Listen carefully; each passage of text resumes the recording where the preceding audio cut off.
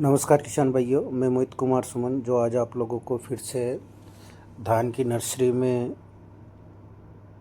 किस प्रकार से हम पीलापन को ख़त्म कर सकते हैं, इस चीज़ की जानकारी आज आप लोगों को इस वीडियो के माध्यम से मैं पहुंचाने के लिए आया हुआ हूं। जैसे कि आप लोग देख रहे हो किसान भाइयों, ये लगभग आज किसान ने नर्सरी की बिजाई किए हुए लगभग 7 से 8 दिन हो चुके हैं। आप देख सकते हो इस प्रकार इसकी नर्सरी की प्रोसेस जो है बिल्कुल बरकरार है। आप लोगों को बताना चाहूँगा, अभी नर्सरी की बुआई कई लोग अगेती बिजाई के हिसाब से कई लोगों ने कर दी है और कई लोग प्लान कर रहे हैं। जिनके पास अच्छे जल व्यवस्था है, सिंचाई की व्यवस्था है, वो लोग भी अब उस चीज़ को तैयार करने के लिए बिल्कुल कगार पर हैं। कई किसान भाइयों के पास अभी खेत की सुव्यवस्थित तैयारी न होने की वजह से वो अभी तक किसान भाई जो है काफ़ी प्रोसेस को देखते हुए, टेम्परेचर को देखते हुए इस चीज़ को किसान अपने प्रोसेस में बदलाव कर रहे हैं। सबसे पहले ये निश्चित होना चाहिए कि जिस एरिया के अंदर हम धान की नर्सरी की तैयारी करने जा रहे हैं उस एरिया की भूमि जो है वो उपजाऊ है या नहीं। उपजाऊ नहीं है तो उसके उपजाऊपन को हम कैसे बढ़ा सकते हैं, उसमें कौन कौन सी चीज़ों का प्रयोग करें जिससे हम अपनी धान की नर्सरी में काफ़ी अच्छा परिवर्तन देख सकते हैं। जैसा कि आप लोगों को इसके अंदर देखने को मिल रहा होगा वीडियो के अंदर, कई जगह धान की जो नर्सरी है वो अच्छा हरापन लिए हुए हैं और कई जगह पीलापन लिए हुए हैं।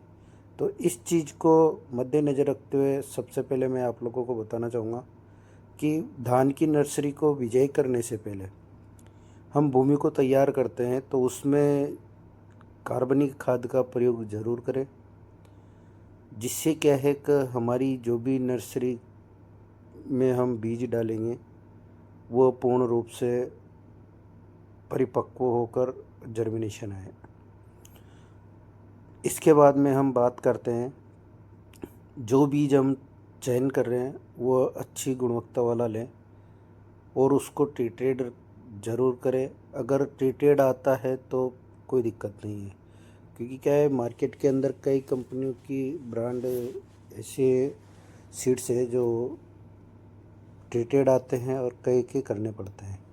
तो आज आप लोगों को बताना चाहूँगा किसान भाइयों, जैसे ये आप लोग देख रहे हो, ये जो किसान ने नर्सरी लगाई हुई है, ये नर्सरी की तैयारी करने के बाद इसमें किसान ने जैसे गोबर की खाद का प्रयोग तो किया, पर उसके अंदर विभिन्न प्रकार के जो कार्बनिक फर्टिलाइज़र होते हैं उनका प्रयोग नहीं किया। अगर आप लोगों ने भी इस प्रकार का प्रोसेस किया है तो आप इस माइक्रोन्यूट्रिएंट कार्बनिक खाद को आप फोलियर स्प्रे के माध्यम से भी अपनी नर्सरी में पहुंचा सकते हो। बात करते हैं जो धान की नर्सरी की जो बीज दर होती है वो लगभग एवरेज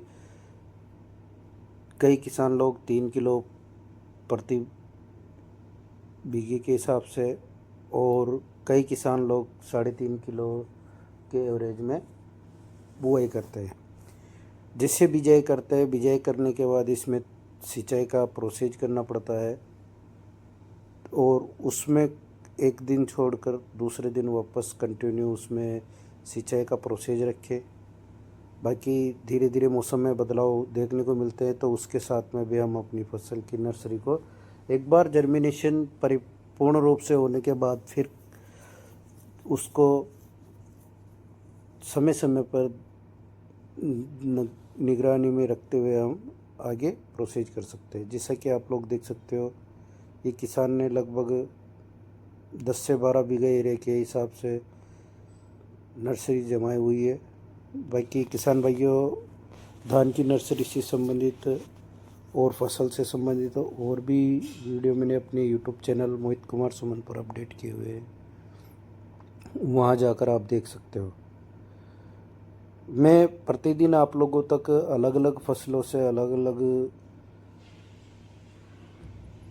तरह के अपडेट आप लोगों तक पहुंचाता हूँ। मेरा मानना है, मेरे जो किसान भाई जो मेरी यूट्यूब फैमिली में जुड़े हुए हैं, सभी को मैं समय समय पर एक अलग ही संदेश के लिए जागृत करता हूँ कि हमें खेती को करने के लिए सुव्यवस्थित तरीका और अनुभव ज़रूरी है।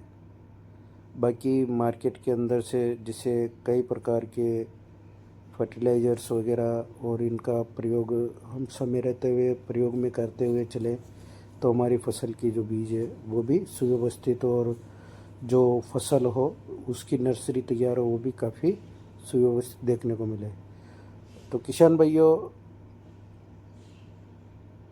अगर किसी भी किसान भाई को अगर नर्सरी में किसी भी प्रकार की जैसे पीलापन की या गलन की समस्या का अगर सामना करना पड़ रहा है तो आप मेरे कमेंट बॉक्स में जाकर वहाँ पर मेरे को इन्फॉर्मेशन ज़रूर दें। जय जवान जय किसान।